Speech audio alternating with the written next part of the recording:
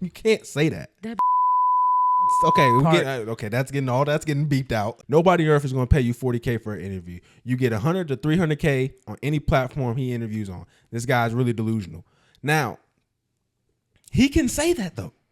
Like, I don't want to be sitting like I'm on Vlad's side every time, but you are always on Vlad's side. That's crazy. That's why I said that you're a traitor to the black race. That's crazy. I think that this is just an embarrassment. Zeus should be ashamed of himself. King Bach, I don't know how many times on this show that I need to come here and say with my whole entire chest, you are bad for the black community. For the listening experience, when it comes to the two of them, they don't joke. Their back and forth is not like this. And we having a glass of wine on the couch. So there's no infighting, is what you're saying. There doesn't seem like there's any hate in between the two girls. Like there doesn't seem like some jealousy. Not at all. But what I think is this. I think we're coming into, and this is my theory. I think this is going to happen with Trump or Kamala, but we're going to a nationalization of our media. That I would like them. But if I was listening from jump, because Damaris was there from jump, right? Yeah, for the most part. Yeah. So like I probably would have enjoyed it more if I had given it a chance. I really like her. Yeah. She does a lot what you said. She's funny. I think the stories she tells are hilarious. Mm-hmm. She's young. She be outside. Like, I like that a lot. And then, like, I don't know. I think she was a really good choice because she's just interesting. Like, she's bi. You know, I'm obsessed with bisexuals. Absurd. Nah, he Absurd. You that. let that talk F and F come take your fucking best buddy spot, huh? I'm the same person. Okay. Nice try. This podcast is sponsored by Graffiti Tax Services. For all your tax preparation needs, you can go to graffititax.com. We're going to put the link right here. It should be somewhere. And yeah, you can head to them for during tax season. And if you have any financial or tax preparation questions, head to Graffiti Tax Services. They're our new sponsor. Thank you to Graffiti Tax Preparation Services. That's it. All right. So on the last show, we discussed that, we were going to bring up some of the track girlies in a more positive way. So we said that we was going to do the top, 5 or 10 best butts in track. We were What? We were going to do the top 5 best face cards in track. Oh, I was looking at the wrong thing. How did you think that the butts was a more positive manner? I thought since you did your little list back yonder, that I thought it was just only appropriate that, we do a butt list. So now I feel like a pig. Thank you. I mean, you can still rate the butts, I guess, but I have the. I mean, it feels inappropriate now if you just going off the face card. All right, we can do the face card list real quick because honestly, the track girls are gorgeous. And like I said, the track girls in my high school were absolutely gorgeous too. So we'll start with Anna Cockrell. Look at her face. Oh yeah, I've seen a lot of people going crazy. Yeah, look at that. That jawline is absolutely crazy. And then this is not even in order because all of them are absolutely gorgeous. But right up next is. Never mind, I'm not going to do it. You go, keep going. Her name is Adeleke Rasidat. Okay, you eating them names. I don't know, but look at her. Okay. Beautiful. Absolutely gorgeous. Okay. And then next, her name is Alexis Holmes. Okay, yeah, she didn't make my list either. She wasn't on the butt side. Elite, like wait, but the body, all of the bodies are bodying because they do track. Like, there's no way. Yeah, I mean, but there was one video that pretty much had like my top 5 because I went through, it was a Reddit, and it was a Reddit basically like dedicated to this. Do you remember your like number one? I didn't remember. I couldn't catch her names. It was hard to the way that the camera was angled. You couldn't really see the names. Mm-hmm. It was more focused on something a little more pronounced. Was that 4 or 3? I think that was 3. That was 3. Okay, so number 4 is gonna be Tara Davis Woodhall. So this is. Let me show you what she looked like. I'm about to pull up a picture of her. Hold on. I'm trying to find a good picture of her. The bone structure. Okay, I like it. Beautiful. The abs are going crazy. Like the bodies on all of these women are absolutely insane because they do track. Like there's no. But nah, that's genetic though. Like that's to have the abs that form and look like that. You was one of them ones. Like that's not something that just you can pull out of your hat. Okay, and then the next on my list is gonna be Ebony Morrison. Okay, yeah. Like, come on, what is happening with these track girlies? They are gorgeous, like bodies. Period. Like, just it's insane. No, I mean it's funny. Speaking of that, track people, Lola Jones. You remember her? No, I don't remember her. She was like a track Olympian, like back in the day, and like one of her claims to fame after her Olympic run. Because I think she may have got bronze one time, but most of her claim to fame was basically like her being like a virgin, like throughout her whole. She's like 42 now. That's why she fast. She ain't had nothing in there, nothing in there messing her up. I just think that she's like one of those examples of like when you hold the stock for too long, because once you hold it for 42 years, it ain't what you think it's going to be. Now it's an inconvenience. You know what I'm saying? Like now your inexperience is an inconvenience at this time. Like I don't think that it's sought after the same way if she was like 22. Like 22-year-old virgin is a lot different than a 42-year-old virgin. Definitely. They made a whole movie about 40-year-old virgin. And it wasn't like in a positive light at all. They were like, let's get this out of here. Like, but there's a guy though. It's different. Yeah, but still. With her though, I've heard she's not a nice lady. Like I know some of her tweets and like her social media postings have like had people rub people the wrong way. But I've heard like in person, like too, she's like not a very nice girl. She's like one of those mixed girls with a white mom. You know how they are. Yeah, but that doesn't like. That transitions, man. Like when you have a white mom, you think you're white. Mean pussy gonna get beat up too. It has to be something else. No, because if you focused and determined on something like she was, and she just was like, "Nah, I'm not letting it fly." Men have low standards. It's maybe her standards are just too high. I think it has part to do with some religious stuff too. So she has to get married. It has to be something else. So, or she could just be a witch. She's gonna get sacrificed. Are you tired of paying a lot of money for your vacation? My name is Shirley Proctor, and I am a partner with Tavodian, a traveling membership group. I can help you save time, money, help you and your loved ones see the world.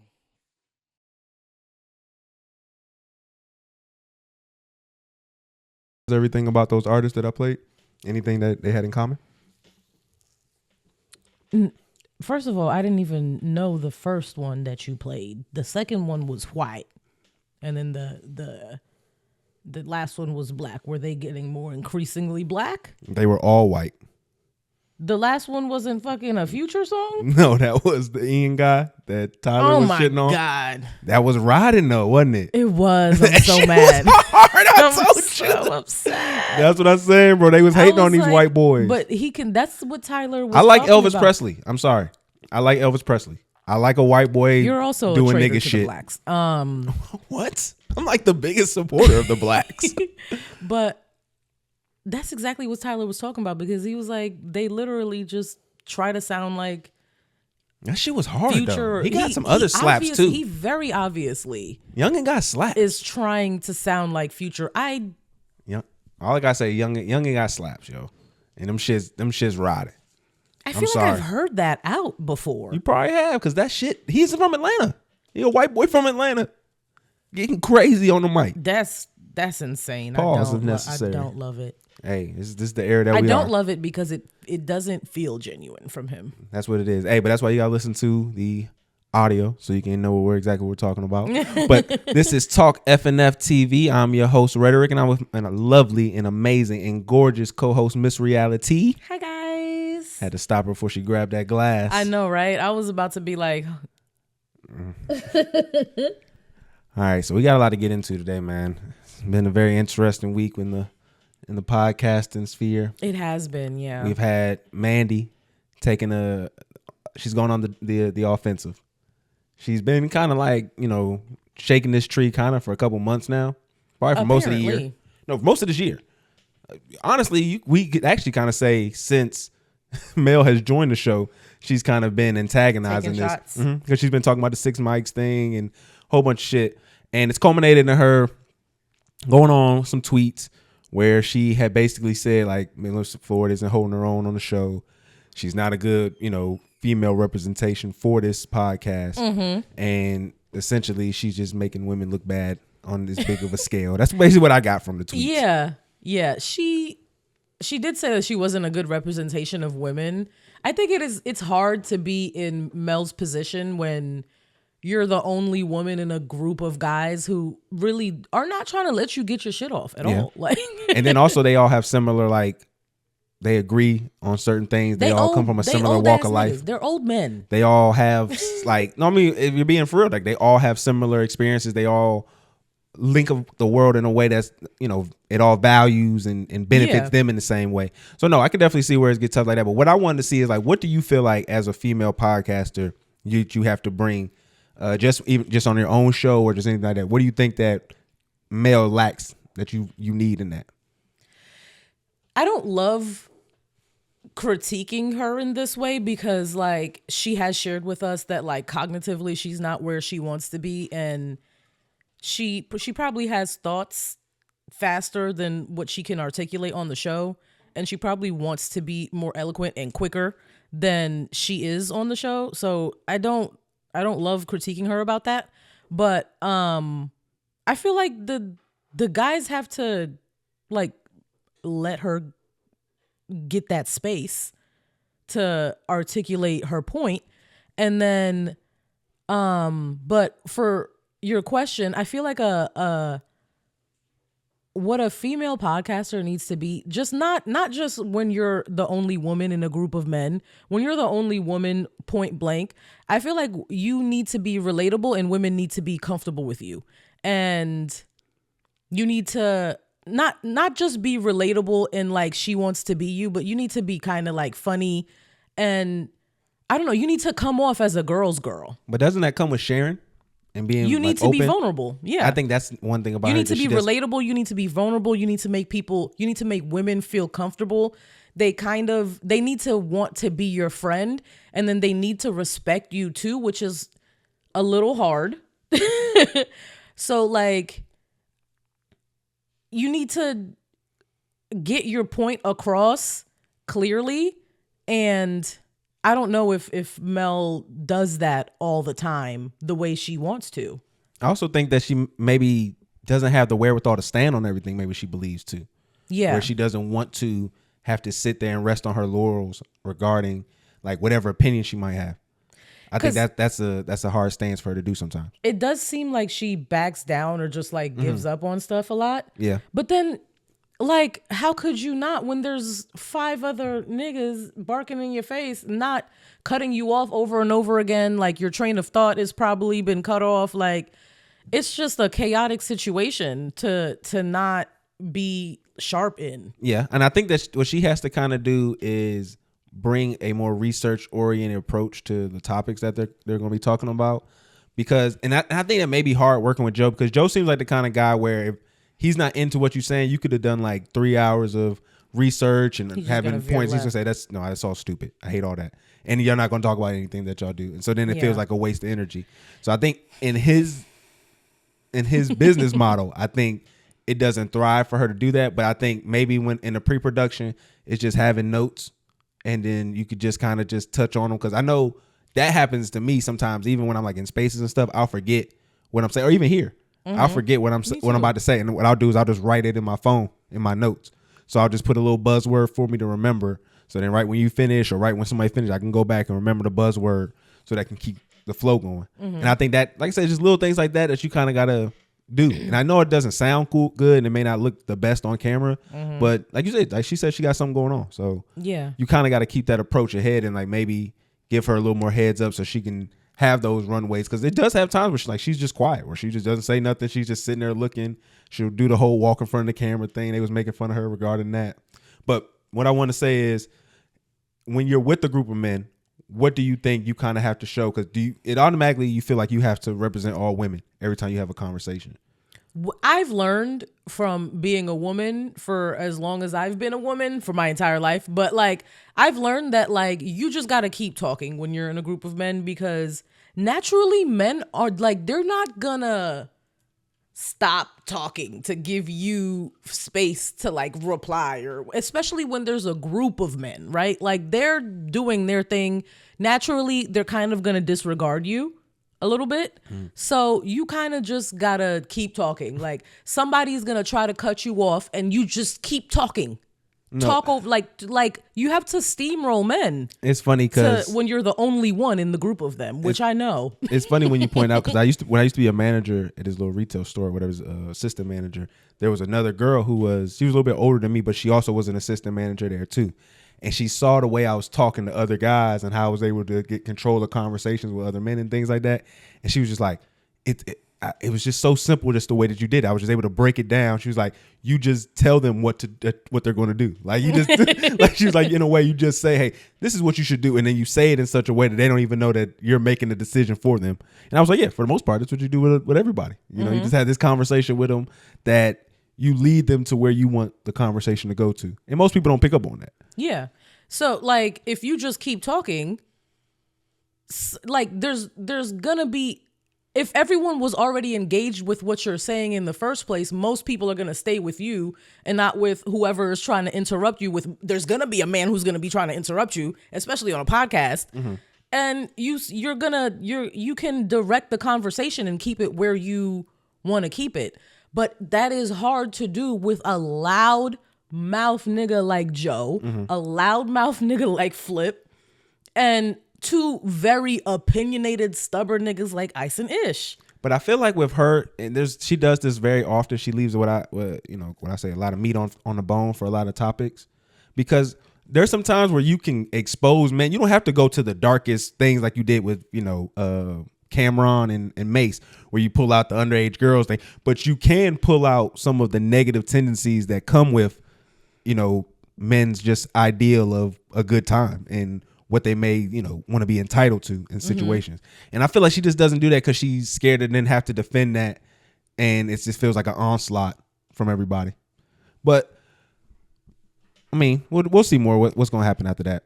But that whole conversation about like female podcasters and what it takes to be a good female podcaster in a male space made me think about Damaris, because I've been listening to Rory and Mal a little bit more regularly now, because for the past like 2-3 weeks I've been listening to them regularly. I enjoy her a lot, and Julian, that's his name, right? Yeah. Rory and Mal, I've had like a weird like up and down relationship with them, because I was like definitely loved them when they were on Joe Budden podcast, and then after I wasn't listening to them that much, so I didn't really know that I would like them. But if I was listening from jump, because Damaris was there from jump, right? Yeah, for the most part. Yeah, so like I probably would have enjoyed it more if I had given it a chance. I really like her. Yeah, she does a lot what you said. She's funny. I think the stories she tells are hilarious. She's young. She be outside. Like, I like that a lot. And then like, I don't know. I think she was a really good choice because she's just interesting. Like, she's bi. You know, I'm obsessed with bisexuals. Like the little zoo animals. I just like, she was talking about like hanging out the window and being drunk, and like her friend was standing on a wheelchair person, like a disabled wheelchair person is sick. Like the stories that she comes into the studio and tells are just absolutely hilarious. I like her a lot. Yeah, Joe said in the spaces where he really is into Damaris too. I think that she does those elements when you're in a male dominated space really well. And I think the fact that you have personalities like Rory and Julian around, it kind of makes it more malleable. Because I think if everybody was like how they are at the show, at Joe Budden show, yeah, it would be more enjoyable. It would be a lot more contentious too, though, if everybody had a personality like they are at Joe with Damaris, because she's going to clash. Yeah. And I think she would definitely clash. Yeah, I think the reason why it works with she would Rory call and them Mal, out on a regular basis. Like, no, 100%. that's fucking stupid. Yeah, she does it with Mal all the time, because Mal is the type of nigga that needs to be called out, because Mal says flagrantly stupid shit all the time. Yeah. And I feel like he does that on purpose now because it's kind of his brand now. Mm-hmm. Yeah, I mean, he has kind of leaned into it a lot more than usual, but she's always kind of been like on like correcting him and making sure he doesn't wild out, because he will say some off the wall shit if they let him. He says crazy shit all the time, and then he'd be like, "Oh, all right," like a little bit. Once in a while, he'd be like, "Oh, all right," from what I've seen, and she'll make him like kind of back down a little bit. But I like her a lot. Yeah, I think she does what I was kind of saying, where she kind of highlights a lot of the entitlement and underbelly that men have in regards to our idea of a good time. And then she just be saying, but she can joke back with it instead of making it like a victim type thing. She jokes back with it. On the last episode, she said men should be seen and not heard. See, but I like that to both ways though. Don't get mad at when it gets the other way. That's all I'm saying. She said men should be seen and felt. I think period, but not heard. The thing about with her though is she likes to violate, then get mad at Julian when he does. Because Julian will have similar jokes about being in the kitchen or what a woman's place is, and she gets so upset about that. But then, when she does it, it's cool. But I think there's some canoodling going on there with them too. But I we don't hope got to not. speak on that. That's not interesting at all. Don't fuck each other. There's so many other people. Just fuck other people. Yeah, like, I like their dynamic. They'll never publicly admit it. No, but just stop. If y'all were doing it and y'all are still doing it and y'all haven't stopped, stop now, please. She's looked at him too many times where it's like the look of, I can't believe I let you inside me look. And I've gotten that before. So it's like, I know what that looks like. Yeah. All right. So let's get into. Okay, but. What you about to say? Yeah, I wasn't done with the podcast girlies. Okay. So next I was thinking about a podcast that I might stop listening to, because Poor Minds was kind of the first podcast that I started listening to. I haven't been enjoying it that much lately. Mm-hmm. And then I put on the most current episode and I was like, I don't know. We'll see what they give me.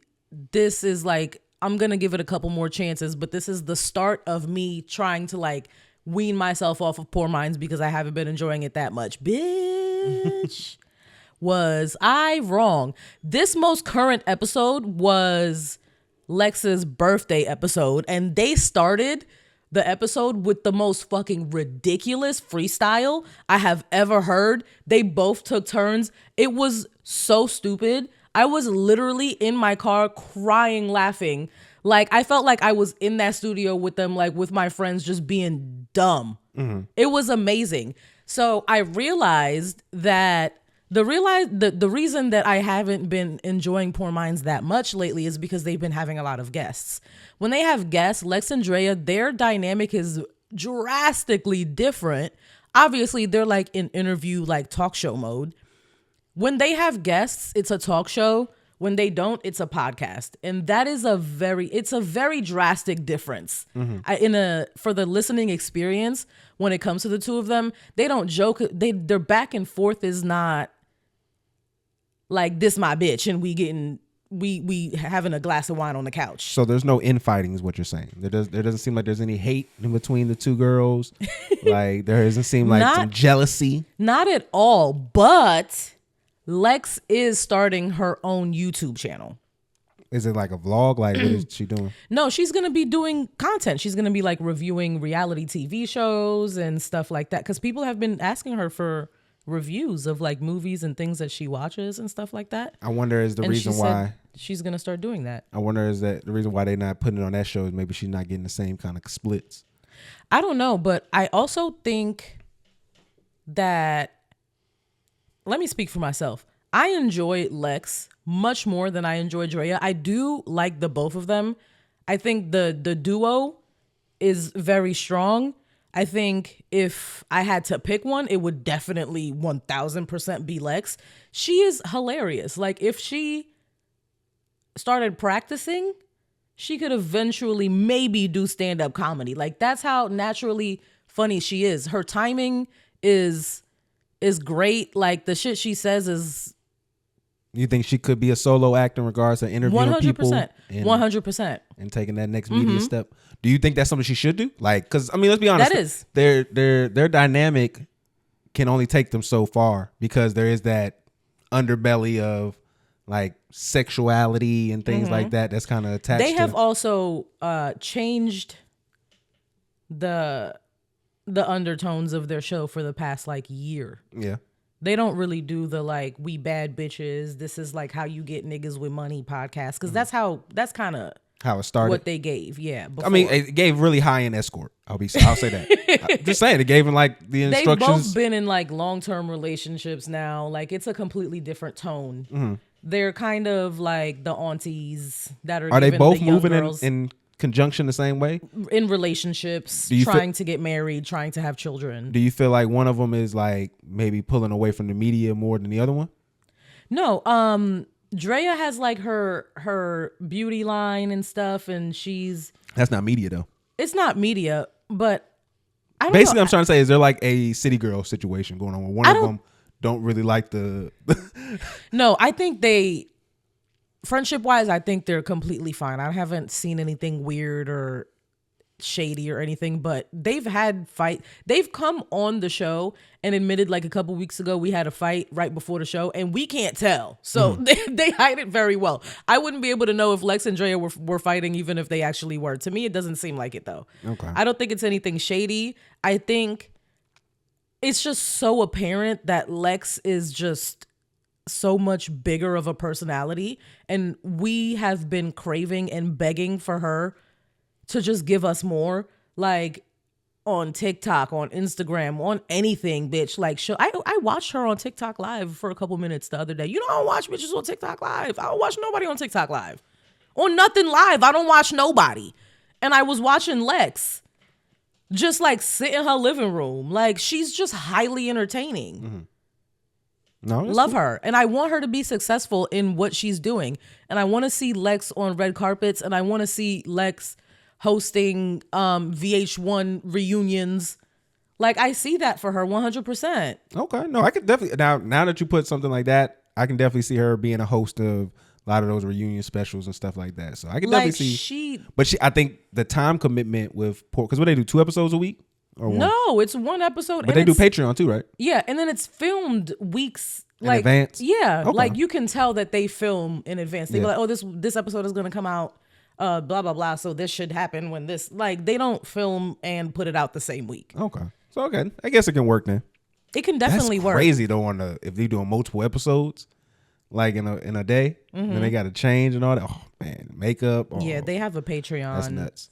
And then there's tiers to their Patreon too and all that shit. I wonder if it would be good to kind of do an analysis on that and see if it's worth breaking down.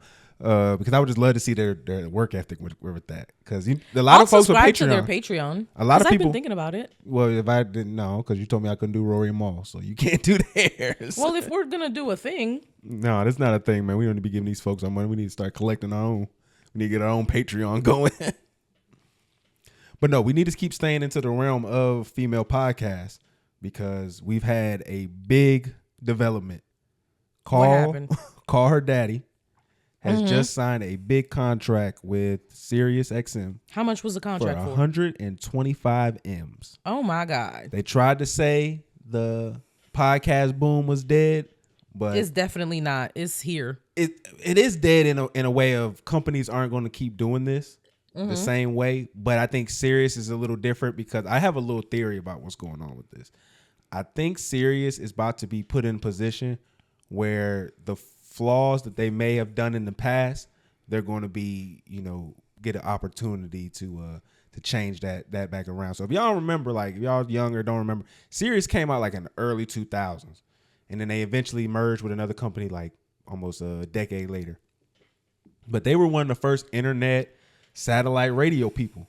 So you could go in, purchase like the satellite radio or whatever. Like my parents, they got it grandfathered in where my mom has it in one of her cars, but she don't have to pay for it because it kind of came with her car.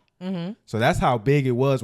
They were trying to get everybody to get into it. It would be like a selling point to your car if it came with Sirius. Yeah, at that time. Yeah. And especially when they wasn't having a subscription. Because at first they didn't have it. You just pay for it like by the year or whatever. You would have to go get a separate radio that like gets it. Yeah, that shit was crazy. Now it's no, you don't, because they could have put it into your radio too. Okay, but I remember in the older cars, if you had an older car and you wanted it, like you had to go get a replacement stereo that had Sirius XM. So then once they started being able to bring that opportunity, because like my parents still listen to Sirius, my dad has it in his truck now, but once they kind of brought that in, they put a lot of their bones behind Howard Stern. The thing was they were set up so well for the future because they kind of predicted the internet. Where they messed up was they sided with someone who was going to be stuck in the past, and they didn't know that. Howard Stern probably was one of the worst deals, if we're being honest. Like, I'm just saying, if we're being honest in regards to hitching your wagon to somebody who was going to make sure you are like indebted to them, that's what he did. That's essentially what he did. He basically had it to the fact where the Sirius model needed the Howard Stern show. He was going to be pretty much pushing out all the content to the point now he only works like 6 months out of the year. How did he do that? Because he was so big. He was so big beforehand. I feel like on terrestrial radio. That's the only person that I thought it was just him on Sirius XM. Oh, no, it is. Well, it's like G Unit Radios on there. There's like a bunch of other places that's on there. There's probably like 4 or 5 like from what I can remember, it could be more. But it was like 4 or 5 hip hop stations, and then they got like comedy stations and all sorts of different stuff. But he was the selling point. That's who they hitched their wagon to, was Howard Stern is going to be our guy. But the thing was he didn't embrace the internet. Howard Stern doesn't like to have his clips online. He doesn't like to have his old stuff, be repurposed. But because he was doing wild shit. Yeah, he was a racist homophobe, and he was making fun of people with disabilities and all sorts of crazy stuff. He was fully having bitches come on there and squirt, and they was doing getting naked. He was being a pervert on the show. Like, a ton. What? So, and that's the thing I hate. I hate about these guys like that, because it's him. You got Star. He had his situation too, where it's like y'all do all this stuff in the past, get all this notoriety, and then y'all try to wash it off by hiding it, and then at the same token, get mad when people bring it up. Mm-hmm. So like if you were to find some old clips or footage of Howard Stern and post it, they'll try to pull it off so fast.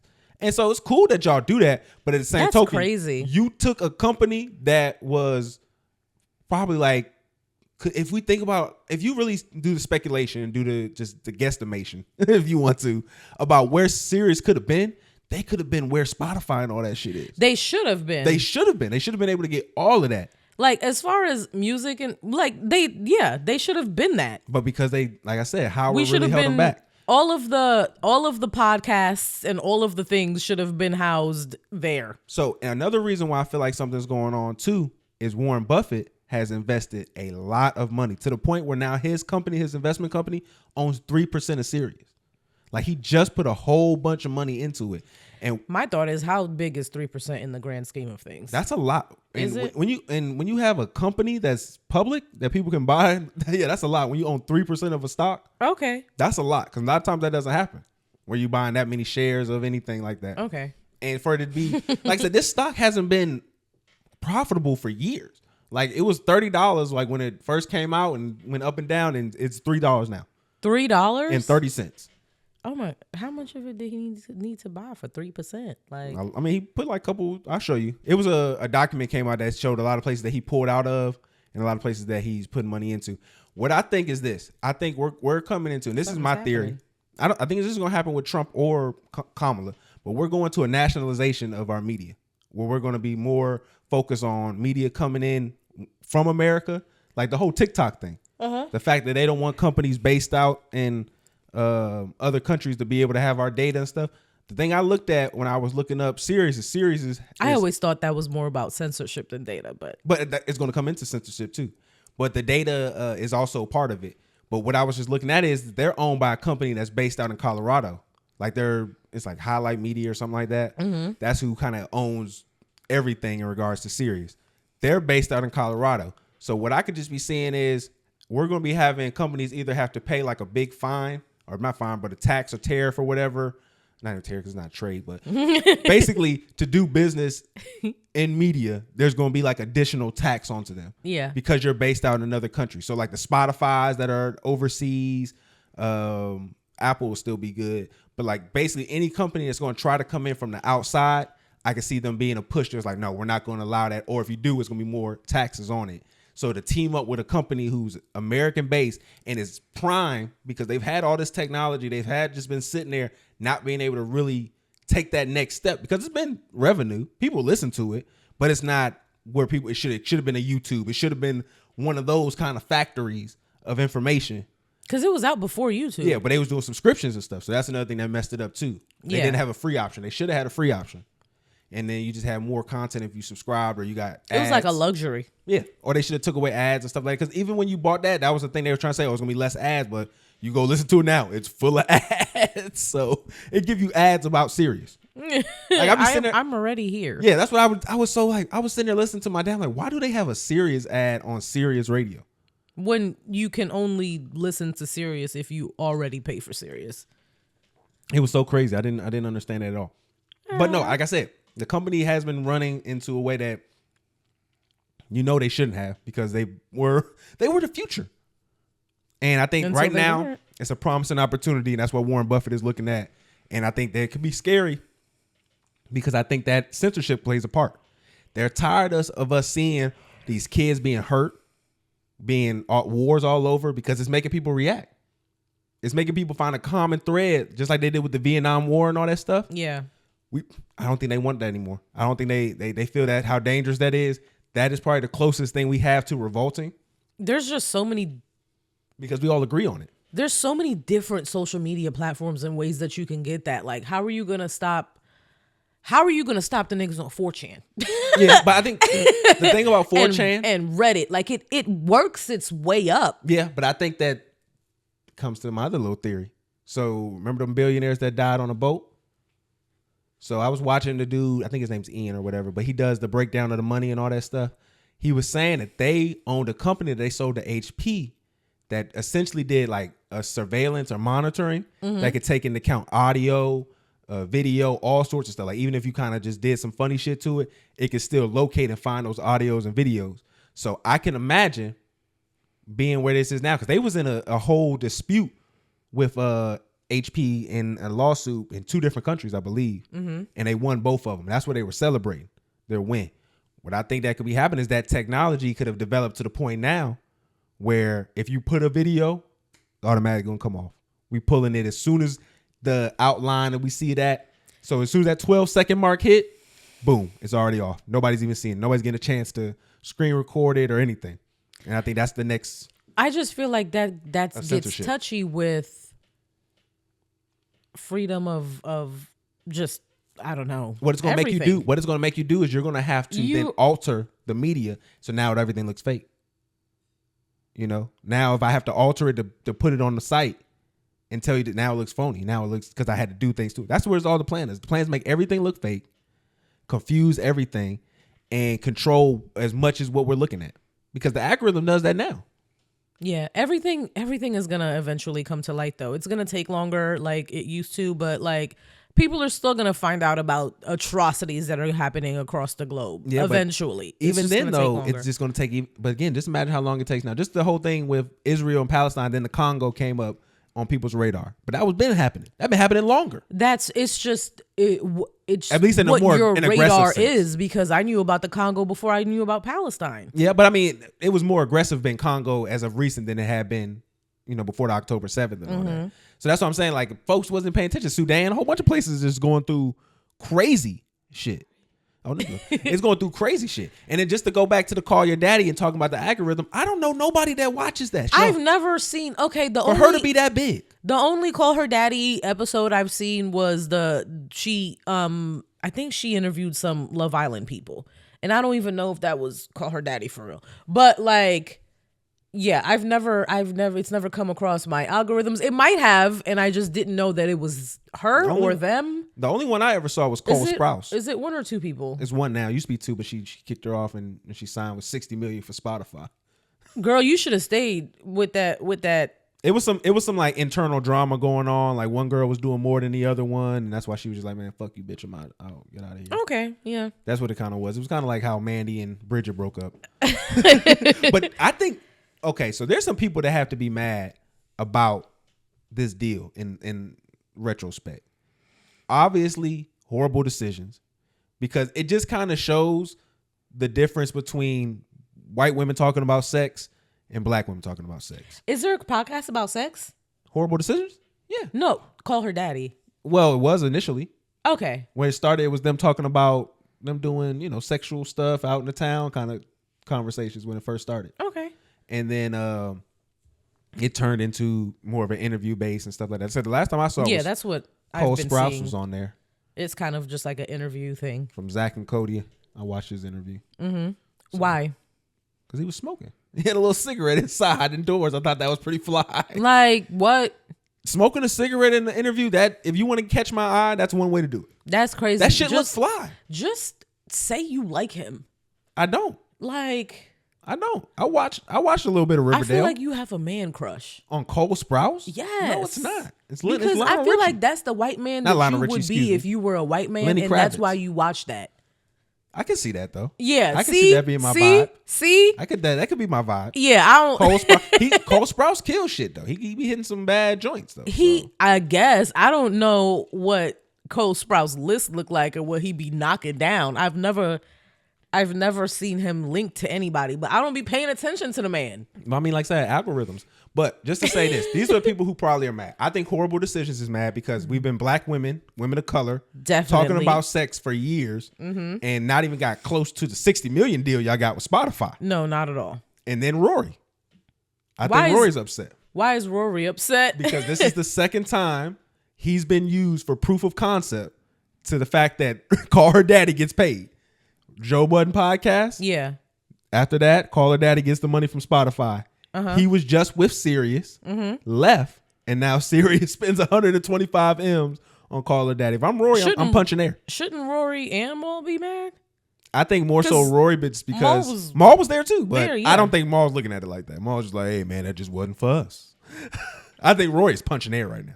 Because I would imagine that some of the things that he may have offered in their deal, that they probably put that in the contract with her to sweeten it up a little bit. And he said he was in conversation with him to try to talk about expanding things. So I can imagine they took a lot of his ideas and ran with it and got somebody who has a way bigger market share. Because that's the thing that they always forget. They feel like, okay, if in business logic, they feel like, okay, if I do it with more money, I'll get a bigger result. That's generally the best practice they think. That doesn't always happen in media. Sometimes when you give more people more money, it messes up the way people produce the media. Because sometimes that raw, rugged effect of things is what gives it that culture. And I don't think that with Rory and Maul, I think that's would have been the case with them. They wouldn't have want to have that raw feel with that kind of money behind it. They were just like, nah, let's get something bigger. So I can understand why he's upset. I don't know. I feel like their dynamic probably would have stayed the same and the feel still might have stayed there. It's hard doing business with a nigga like Maul in the picture. I don't think that. I think the only thing that would have been hard with them is because they're a music-based podcast, that the one thing they really would have wanted from Sirius would have been a license to be able to play music on like YouTube and stuff like that. And I just don't see that benefit Sirius. Now, if Sirius is going to get an app that's more accessible to the public, then that's a different discussion. Being able to play your music on YouTube at this point is not even that important, because as podcast listeners, if you listen to your podcast on YouTube, then you know the little beginning part where the music is played is going to be cut out, and that's just something that you're used to. If it's something that's important to you and you want that listening experience, you have to go to Apple Music or Spotify or something like that. But I'm saying just that would I don't give think them, it's worth fighting for. in contract negotiations, if you're trying to get something to make you stand out, yeah, like it would definitely. I don't know. It just depends on where you listen to your podcast in the first place, because regardless of if Rory and Maul started doing the music clip on YouTube, I wouldn't switch to listening to them on YouTube. I listen in my car. I'm a car podcast. But you get the music already, though. Yeah. That's what I'm saying. It's because of where I listen to my podcast mostly. I listen in my car. I'm not switching to YouTube ever. There are probably a bunch of people who listen in their cars, and it don't matter. Like we get the full experience regardless. So you're fighting for like that. It just depends on the percentage of people who only intake your content on YouTube. Well, that's what I'm saying. And would that make you stick out more? What I'm saying is that would make you stick out, to have a license for them to be able to play any kind of music on, or they handle any kind of copyrights and stuff like Generally. that would be a big relief for them, because then they could just operate in a more free aspect. Like right now, you'll hear them talk about things like, oh, I don't want to play that clip because it's going to get flagged and all that stuff. If you have a company that's handling all that, you don't worry about any of that anymore. So that's what I'm saying. Things like copyrights, all that kind of stuff. If they have that kind of plugin, that could take their show to the next level. Yeah. Copyrights and stuff for clips, I think definitely would change the experience regardless of if you're listening or if you're watching on YouTube, because it's different across the board. So yeah, I agree with you. All right, so Marlon Wayans and Vlad have been going at it. They had a little altercation online, a little back and forth. So it seems like it stems from the fact that Marlon had basically requested $40,000 for an interview, and Vlad took that as disrespect and went on to say basically like, bro, you're not worth $40,000.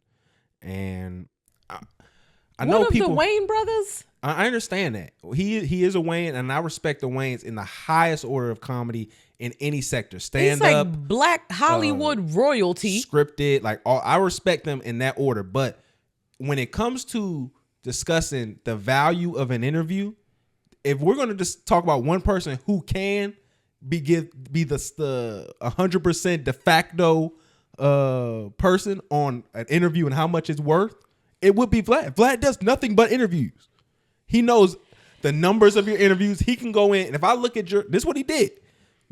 Okay, this is what he did. He said, Marlon found someone with 200 followers to agree with him. LOL. That's because he said something about splitting the revenue or whatever. Nobody on earth is going to pay you $40K for an interview. You get $100 to $300K on any platform he interviews on. This guy's really delusional. Now, he can say that though. Like, I don't want to be sitting like I'm on Vlad's side every time, but you are always on Vlad's side. That's crazy. That's why I said that you're a traitor to the black race. That's crazy. Why did Vlad bring this up? Because there was a tiff, like I just said, there was a back and forth with them about the fact that they had an interview he wanted to give them like $40,000. Who brought this to the public's attention? So is my question. This dude named Yo D said this. I'll read a tweet. The dude said this: "Yo, you a good one because DJ Vlad would have had to pay me $500K for an interview with 55% of all revenue made from the video on all platforms." And he said, "See, I tried to tell him I was giving him a deal. Oh well." So he may have spoke about it.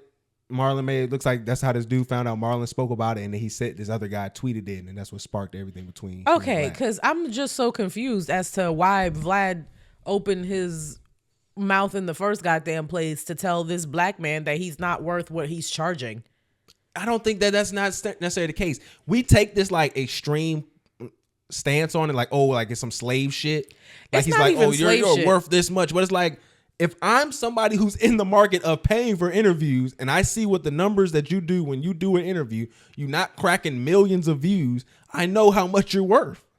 I can assess that value. But I just feel like $40K is fair. I don't know what people are charging for interviews that pull in millions every time they get interviewed. More than that, no? I would assume, or probably like maybe 60, 70, 80, maybe around that. Like we don't because the million views don't split like people think it's split. We don't know the medium price point for us. And then am I charging you different if your platform is YouTube versus a cable network versus that's like a stream? Like what? I think that counts too, where it's like a lot of people don't understand, like just because you're famous on TV or famous in movies, that doesn't automatically translate to the internet. It doesn't. Like you have to kind of understand that you are now building a whole new market and a whole new avenue, and you are experiencing people in a whole new venue. Let me ask you this. What do you think is a fair price for Marlon Wayans to ask Vlad for an interview? Maybe at the most 20. You wanted him to do half that. I feel like if I'm at a point in my career that Marlon Wayans is at, but 20 I got 3 hours though. I'm not showing up nowhere for 20K. And you answering everything. Like that's like it's nothing off the board. If I'm paying you 20 racks, like I said, that's the high end for a Marlon. Mm-hmm. So I'm paying you 20 racks. I need at least 2.5 hours to 3 hours of your time. And I don't need a whole bunch of I can't answer that. Because the thing is this, like, there's folks. Yeah, I'm not doing it. There's folks that he has signed that I'm pretty sure that it's folks that's on his regular recurring list of people who are going to be who he pays $40,000 for the year. Like there are interviews who don't do as much. Like I'm pretty sure Bootsy's getting 6 figures. Maybe you know high low six figure. I'd probably say medium six figures. Boosie? Yeah, I'm pretty sure he's getting about 200K from for an interview. He's not doing an interview though. He's a recurring guest on Vlad, so he does multiple. Oh, sittings with Vlad in a year. okay. I was like, for interviews, Boosie is getting 200. No, Like, he was getting some break. He said that 2,000. He said he was getting broke off though. Like he said, Vlad was breaking him off a lot of money. That's why he always, spoke highly of Vlad. But no, to me, I feel like that's more in line with that for Marlon Wayans. Marlon Wayans is not a big internet presence. It just not. No, he's not. Even with his show that just came out, it's not being seen. Like I don't see clips of it everywhere and things of that nature. My algorithm would be geared for something like that. He just had one where I think he's like a car salesman or something. Oh yeah, I definitely haven't seen that. Yeah, it just came out. And I'm a fan of Marlon. Whenever I see like his Breakfast Club interviews pop up or something like that, like I'm gonna watch it. And then Vlad got nasty after that. He started posting like this little thing that was talking about him and his Marlon and his baby mama, and she was saying some shit about child support and all that with him. Like it got nasty. Like he wasn't playing. But no, it got weird. It got weird between them two. I just think that I don't think there's nothing wrong with Vlad saying, hey, you're overpricing yourself because I see what you produce and I know what kind of numbers you can get. So I can say you're not worth that if anybody can say that. That's the interview guy. I don't think he can. I don't think you should say that it's overpriced. I just think you should be like, I don't think that's a good investment for me. And you could have just kept it at that. Okay. All right. So let's get into the fact that women have horrible OGs. I want to get into that before we get into women have horrible OGs. Yes, because the the mothers? I'm talking about just leadership. Okay. I'm gonna play a clip for y'all. Because he about to play some off the wall like shit. No, the Auntie podcast. I'm playing that. Off the wall shit. These women are bitches, seasoned women. These ain't like some 20-year-olds. I'm gonna hold your hand when I tell you this. The Aunties podcast, none of them bitches are women that we see as role models. We see them and we like, yup, don't do that. But things like this. The thing about that's what not to do.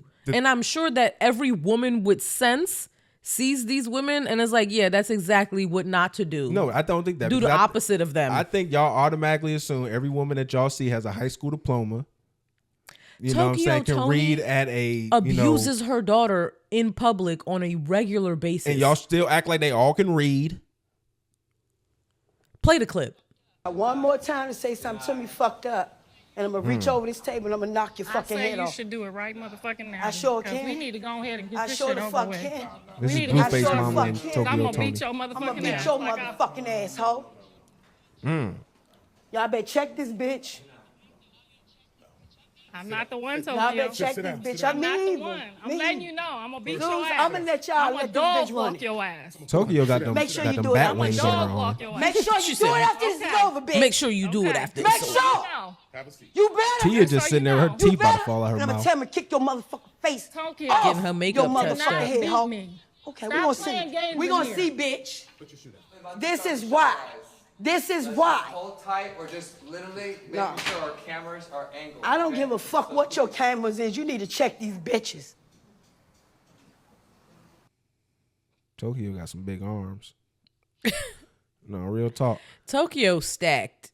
I think that this is just an embarrassment. Zeus should be ashamed of himself. King Bach, I don't know how many times on this show that I need to come here and say with my whole entire chest, you are bad for the black community. I hate your fucking guts. You and all the little minions that you assembled to create this network, y'all are disgusting, dog. I hope all the weapons formed against you prosper like a motherfucker, my Like, nigga. for Like, real. oh my God. Giving these three women a show, you are just essentially destroying the image of black people. It's just the two. single-handedly. Blueface Mama is a guest, I think. No, she on the show all the time. She's Yeah, that's a regular on the show. I thought she the was guest. just- They had a guest. It was like some gay dude that came up there that was their guest, and like he was like, I don't feel comfortable if everybody's gonna be beefing. And she's like, no, they just want me to ask all the questions and bring the energy. Y'all bitches do it now. And that's what Tokyo was doing. Oh my God. I didn't know Blueface Mom was part of this. Both of the kids. She's been on every clip I watched. Krishan and Blueface both in jail and nobody's talking taking about care of the And then they posting pictures saying free my mommy and daddy. That's not funny. Nobody is taking care of the baby, and then the mama on Zeus fighting with Black China mama. She What? calling the baby special too. You can't say that. Okay, that's getting beeped out. Like, that's disgusting. I'm sorry, but let's talk about the women. Let's talk about their behavior. How it is feel like Krishan. It's gonna be a discussion in the back channels, and we're gonna keep that or not. That was nuts. Like, what I'm saying is this. This is the problem that we have when we don't invest in our community. Hold on, but Zeus has no shame. You said Zeus should be shameful. Zeus has no shame. Well, they should. Zeus goes into the seedy seedy underbelly of all the worst negative black tropes and stereotypes, and they're like, let's highlight that. Yeah, this is That's what vile we want. behavior. These women don't need to be highlighted. They don't need to be. Okay, this is a new rule, man. I'm surprised they don't have trap house shows. This is the new rule, man. We have to clean this kind of actions up, all right? So as men, I am saying we need to change the way we use the like button, okay? On these apps and on these Twitter. We need to stop liking these whores pictures and thinking this escort lifestyle is the way that they need to be promoting. That's not happening. What we need to do is you hit that bookmark. When they get a bookmark, they don't know who did it. It feels nasty and gross to them. That's more engagement. No, it doesn't. Bookmark is all the same. No. On TikTok, a bookmark counts as more engagement. But what I'm saying is this. On Instagram, it counts as more engagement. Well, cool. What I'm saying is better this. than a like. But they don't. But the person who sees it doesn't see the bookmark. All they see is that somebody bookmarked. They don't see the person. What I'm saying is this. This is why. When you like something, you are giving. It's got a heart. It's red. It's bright. It's colorful. You are giving positive affirmation. Stop giving that to escort and whore lifestyles. Give them the bookmark. It is cold. It is direct. They are an object. You like pictures of girls in nice clothed outfits, skirts to their ankles, if need be. We need to start promoting the modesty. Because fuck all that. Honestly, I don't. I don't want this next generation to be full of Tokyo Tonys and fucking Tia camps. It's not, but they're always gonna exist. But they're gonna be the overarching majority. They're not. They're gonna if be. we keep it giving it attention, people are gonna keep acting like they're that. gonna be on Zeus where they belong. And more people are gonna create more. We already got Ray J creating Tron. Honestly, that he had a transgender with talking to Candace Owens. Why are you yelling? Because I need to save my community. This is what the chair is squeaking. This is part of the show, or why I made this show, is to save this community with my words. And the first part is shaming that bullshit. If I'm going to talk about these niggas out here in the streets that's killing each other and how dumb they are, I'm talking about these whores. Okay. And speaking of Candace Owens, let's bring her up. Goddamn. She's going full Hitler on us. I think beforehand, a lot of people have. Beforehand, it was a little measured. I was a little bit okay with some of her commentary. Now she's just outright lying to the 100th degree, just making up facts when it comes to this. Am I too loud? That's why you took your headphones out. Yeah, it's getting a little loud. It's getting a little but overstimulating. No, it's getting crazy now. She did like 2 spaces now. She's trying to get into my territory. I don't like when all these Republicans get into the space wars now. But well, yeah, Elon Musk is the owner of Twitter now, so that's where he wants all them people there. He's been bringing them out. So he's got her. Who else? She's interviewed both the Tate brothers. She did 2 different interviews with the Tate brothers where they discussed a lot of this in depth. And then even Dan Bilzar, he used to be my man's back in the day because I thought he was just about getting on the women. Now he done went full anti-Semitic to the point where, like, okay, so just to kind of break he was down. like, I was fine with the nigga when he was just misogynist. Now he's a misogynist and an anti-Semite, and I can't fuck with it. I can't bang with both of those. So, like, okay, this is where it gets. I hate this nigga. This is where it gets just weird at. Like, because, okay, what she was kind of just saying in one of her first videos where she was like, oh, the Jewish are like, assisting these pedophile elites, that's been part of their like history. She convolutes so much shit. Once I got into that part of TikTok, I was like, I have to back off. But once you do a little bit of research on it, you see that she's just convoluting stories. Yeah. Like, so what she kind of said was like, she talked about Sigmund Freud, right? So first thing about Sigmund Freud, everybody knows all of his shit has been debunked. Like for the most part, no one takes him serious. But she says his tool. Sigmund Freud was because I did take some. Sigmund Freud was the one that was like, you want to fuck your daddy and you want to fuck your mama. Yeah, the Odysseus complex. Yeah, I think that's Odysseus, right? I could have said that totally wrong. Yeah, I think you did. Yeah, it's not Odysseus. It's Oedipus. Oedipus. Oedipus complex. But no, yeah, he did the theory of the Oedipus complex and all that shit. But like what she tried to say is like the reason why he had all. Basically, she said the fact that he thought the way he thought should be a clue to why he was in line with the pedophiles. I hate that because now you're just like criticizing people for thinking out of the box, which you try to say you're always for. But then she's like, he was trying to save, protect men who were like doing stuff to their daughters, who were coming in and saying like their parents have, assaulted them or their dad assaulted them. And Sigmund Freud's theories didn't do that. Well, she was trying to say that basically that's the reason why he created a lot of his theories was to clean up the actions that were going on in the Jewish community. Okay. And to try to be like telling the women like, oh no, you just want to have sex with your dad because of the Oedipus complex and all that kind of stuff. The reverse. Because there's an opposite for it. It's a women version of it too. But like I said, she's convoluting shit. That's what I'm saying. I never understood like his theories to be like, you want to fuck your dad. Then she like talks about the fact that like people have, broke down some of his letters, and he has this one letter to this one guy. I think his name was like Wilford something or whatever. And it was like real best buddies, always like exchanging information. They had very like raw conversations with each other. Mm-hmm. And one of the dudes who was at Harvard, he was studied German and was able to translate some of the letters in a way that people weren't translating before. But it talked about some of his sexual proclivities. Mm-hmm. And she tried to say like, oh, he was into like sleeping with young girls and all the other stuff.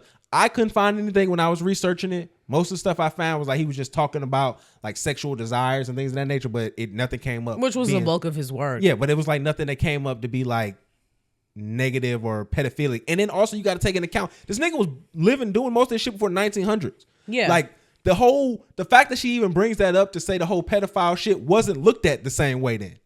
Like it wasn't. It didn't need justification back then. Right. Well, for one thing, you got to take into account like he kind of started in the area of children actually being a thing. Like he was one of the first people studying that because at first children were just looked at like little adults. Mm-hmm. He was the first person to kind of link like if you have trauma as a child that could affect you sexually as an adult. Yeah. Which I mean, I don't think that's necessarily a weird theory to have, but she perverted it. His main thing, correct me if I'm wrong, was that like the first romantic connection you have with the other sex is with your parent when you're a very young child, and then you learn as you grow up that that's not a thing. But there are no sexual feelings that he said happen. It's just like it's more like a mindset type of thing. Yeah, like, that's what he was trying to explain. Again, all of the shit's been debunked. But that's the stuff that he was trying to explain in his kind of early theories. But then she brings up something that actually happened in Atlanta. So it was this dude named Frank Leo. Mm-hmm. Leo Frank, excuse me. His name was Leo Frank. Mm-hmm. And he was a Jewish guy that had moved to Atlanta. He was accused of killing and assaulting this 13-year-old girl. Her name was like Mary something. And you can actually look all this up. Like Georgia Public Broadcasting talks about all this stuff. He gets arrested. Essentially what he's an example of anti-Semitism in the South. Mm-hmm. And so he went to, that's what I'm saying. He went to jail. The governor of Georgia at the time basically was like, looked into the evidence and said he maybe felt like he didn't do it. So instead of giving him the death penalty, he gave him life in prison. That turned it up to the point that folks got upset, went into the prison, kidnapped him from the prison and lynched this nigga. So come to find out, like one of the people. Oh my God. Yeah, no, for real. They did. There's like pictures of it and everything. So they lynched this pictures nigga. of it. But the way that she tells it, she tries to say like because his last name was Frank, he was related to this Frankist cult, which was a cult that had ties with Judaism, and they did have ancestral ties. She tried to say pedophilic. I didn't see anything about pedophilic, but I did see having ancestral ties where like there was like stuff going on with fathers and daughters and stuff like that. You know about but that. this is Hey, yo, relax, my nigga. Like, relax, my nigga. But no, they was talking about that. So I did see that, but it was, again, this is a lot older. She tries to like convolute all this stuff together into the fact of like Israel being a thing. Like she just like works it all into the whole, oh, this is what they were doing to try to make Israel their pedophile ground. They literally, so she was trying to say that they was trying to make Israel Epstein's island Basically. mad long ago. What the fuck, And ma'am? Then she ma'am. goes, so then once I go into it, I kind of feel conflicted about the Leo Frank thing because, like I said, a lot of people now think it was the black guy who snitched on him that killed the married girl. And I'm kind of like, yo, either way, like we got them to believe a black man on a story, or he put a bad Jew in jail. Like, you know what I'm saying? Got him lynched. Like, either way, it's kind of fly for us. So that's why I was like, when I learned about it and read about it. Well, you change the verbiage. Not bad Jew, just bad guy. He was a bad Jew. Guy. If he killed the girl? Guy. Okay, he was a bad guy, but we the nigga. So they can say we the raping nigga, though. Because that's what they gonna say. That's the story. If you look at modern history right now, that's who they say did it. That's definitely what they was the say. Nigga who snitched on him. Yeah. And so I'm like, well, that's racist that you just put it on the black nigga. You know what I'm saying? Like, where's your evidence, my nigga? Yeah. So again, that's why it's just I'm in a pickle. I don't know what to feel about that. But then she like goes and turns into like, oh, you know, Jewish people are going overseas and not being extradited for their crimes and their pet. It's like, that's not true. Like, we've had laws between extradition and Israel for years. I was about to say, Israel isn't one of those countries that you can't get extradited from when you get in trouble in the United States. Yes, you can. They will extradite you in Israel. Well, yeah, it's not one of those states that you can't get okay. Like, no, but yeah, they'll pull you. Even there's been like stories and lies. It was funny. I was watching a Destiny stream. There's probably a small list. I'm about to look it up. I was watching a Destiny stream and they were talking about this. And they were trying to say, oh, no, there's like 60 people, then they try to say it's thousands of people who just go to Israel. But like when Destiny was breaking it down, these folks wasn't charged. They were just asked to come in for questioning and stuff like that. So it wasn't like they did anything to get extradited. Extradited is when we need to charge this person. Like we have criminal charges on this person that we need to take them to court for. Mm-hmm. And then your country gives them back, which they showed they did. They've done that to a lot of people from Israel. You want me to read it real quick? You can. The United States does not have an extradition treaty with China, Indonesia, Iran, Mongolia, Russia, Taiwan. It's a long list. Ukraine, Vietnam, GCC states, most African states. Go to Africa, my niggas. Go to Africa. Like, go to Africa. That's if you can get there. Soviet states, among others. Some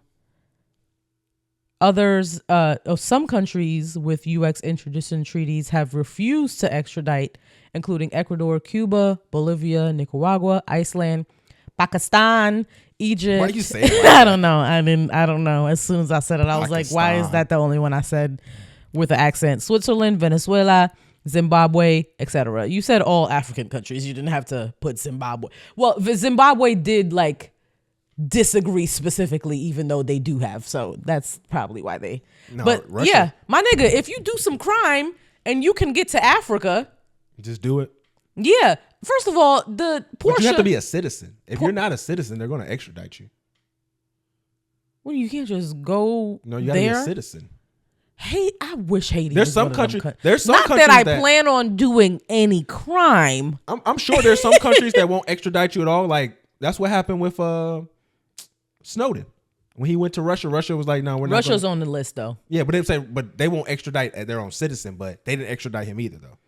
So yeah, that's why I always thought that most time you could just go there. Nah, most time it's citizens. Like if you're not a citizen, they'll be like, okay, we'll send them back to you because they don't want you to. Oh well, that's lit. It just depends though. It depends on if you're a benefit to them. Like Snowden was a benefit to them because they'd be like, fuck you, America. Like we're not gonna let y'all spy. I wonder what the rules are because if I'm in one of these countries that straight up does not have extradition, could I come here, run amok, get back home, and just chill for real? That's happened before. That's crazy. That is literally like a glitch in the Matrix. That's a glitch in the system. That's slick. Whatchamacallit doing? What's his name? Russell Simmons. If he gets, but he's not he's not an Indonesian. You're right. But no, he might have a passport there though. You don't know that. We might have a passport. Does he have like dual citizenship? He might be. Well, if he was a nasty nigga from jump, that would be a.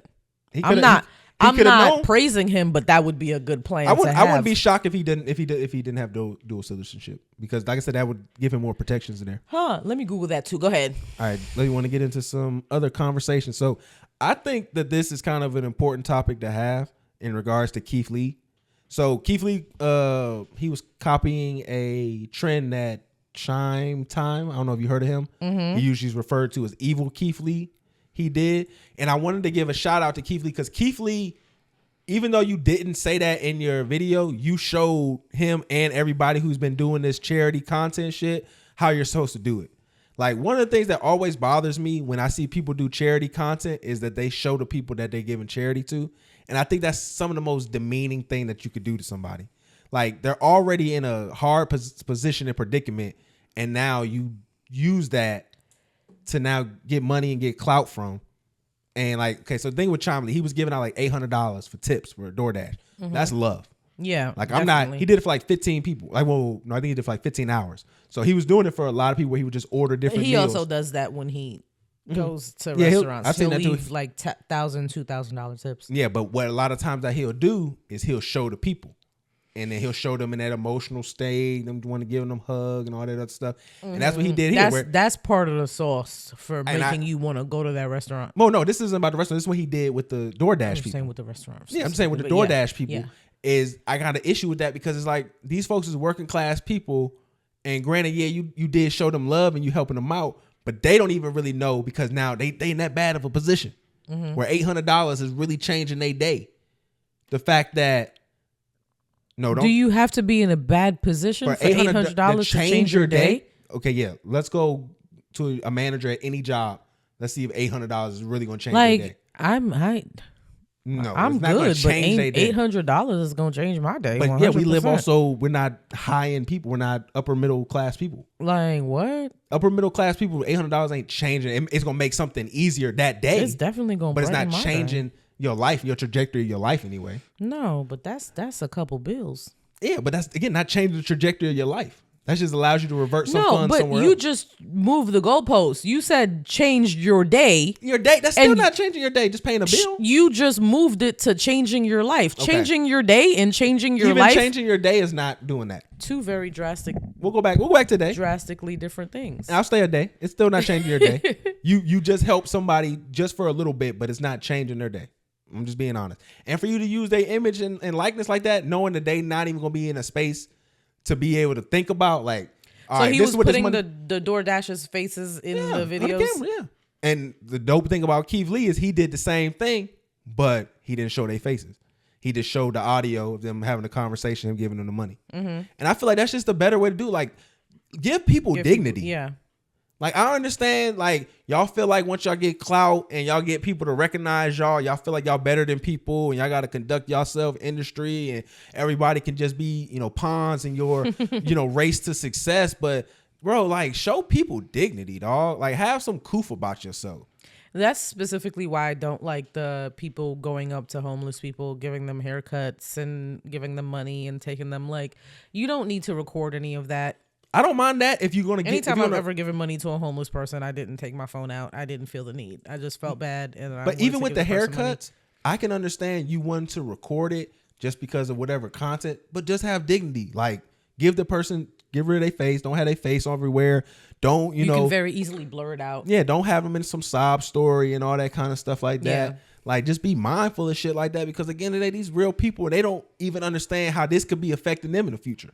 Yeah, something like that one girl on TikTok where she helped the old man and then raised some money, and then she was looking for him for a while, and then she got him the money. It was like over $10,000, and then everyone figured out that he was on the streets, and he had mad domestic violence charges. Mad domestic violence charges. Like, he would just run up to bitches and start beating on them. Like, and that's what I'm saying. And that's another thing too, where it's like, just imagine somebody did something crazy. He was on drugs years ago. He went crazy. And now you putting his picture on the internet. People start to do searching on him. And now somebody who's just trying to clean up his past is now having to relive it every day. And he's not even a big popular person just because you gave him $800. So that's what I'm saying, bro. Like, I know people gonna be like, oh, they should just be grateful and all this other stuff. I'm sorry. I don't think that stupid ass, corny ass shit like y'all do. I think people, no matter what status they are, should have class. And I think when you are at a higher status of people, you should be more mindful of it than they are, because they don't really understand the implications, because you know why? They're fucking struggling.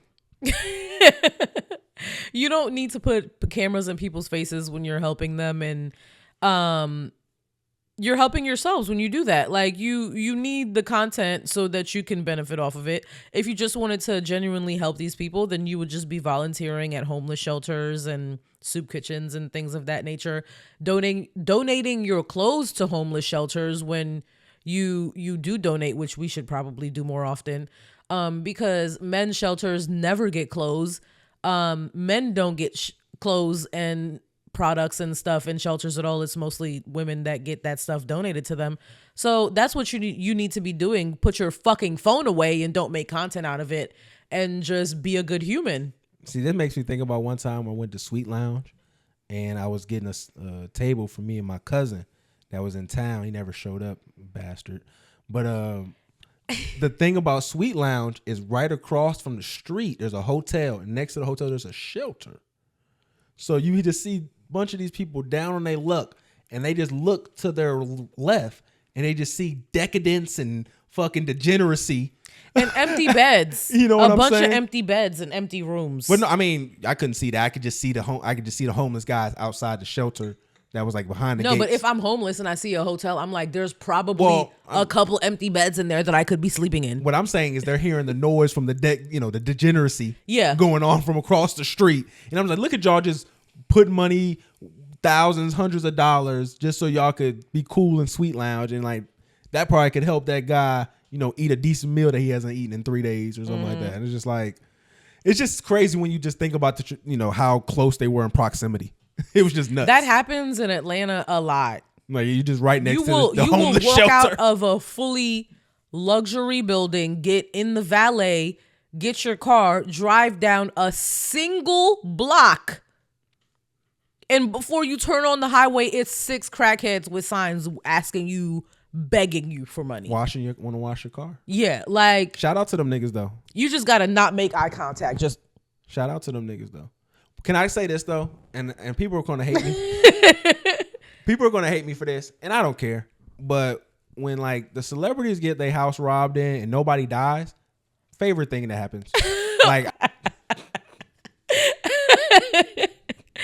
cause deadass, nobody got hurt, and that's amazing. no, I mean Let the people know what happened. No, I mean it's to me, I like that just because like you got to eat the rich. The way that they setting this system up is, I'm just saying, like, y'all want to flex money, man. Niggas got to start taking that shit. Stop posting your closets full of Birkins and Chanel bags and shit. Well, I'm gonna be honest. I think her baby daddy set this up because they've been going through some turmoil at home. Have been Tracy, and I'm sure he called his mans and was like, "Hey, I just need you to bust at the house. I'm gonna bust in a direction that you not at, and then it's just gonna be over with." So she was back home. She was in Detroit. So, and she posted that. So I guess that's how she said that's how niggas knew that she wasn't in her house and that they could run up in there. But her baby daddy happened to be in there, which technically he shouldn't have been in there because they broken up. I mean, that don't mean he not in the house. He don't have nowhere to go. How long it take you to get somewhere to go? If you with a girl like her, let's be honest. If you're probably with her, you're probably a part of her, group, her entourage. You're probably working with her in some kind of fashion. So would it be appropriate for me to tell a previous work experience story that I've had with her baby daddy? That's your job. That's you. No, it's not my job anymore. Oh, okay. Well, then, of course, then why wouldn't it be? Okay, so I used to work somewhere where her baby daddy came in and he was getting a belt for himself, and the belt was about like maybe $480, and this nigga was trying to haggle me and negotiate with me in a luxury boutique. I was like, sir, the fucking prices are the prices. Like, what the fuck are you trying to... First of all, this is not expensive. I know probably for a belt, $500 is expensive, but in luxury spaces, that is dirt cheap. Like, he was literally trying to haggle me down. I was like, oh my God, this man is broke and he's short. He's literally 5'3". Do y'all have control over that kind of stuff? We don't. I can't. That's why it was weird that he was doing it. when you come in, the price is the price. You pay plus tax, and that's the price you are paying, period. This is not fucking like 57th Street on the corner and the Habibi in the fucking van with the bags. Like, this is not that. You pay the price that is on the tag, period. I mean, y'all want to live that little funny guy lifestyle. I can't really speak to that. Y'all just like to buy a whole bunch of pig skin for high prices. So none of it is pig skin. Hey, might be. Just say calf skin. It's pigs, cow, they're fucking farm animals that people are paying thousands of dollars for. Okay, nobody is paying for pig skin though. I just want to let y'all know that, like, no bags are made out of pig skin. They got football bags. I've seen a girl didn't turn a football into a purse.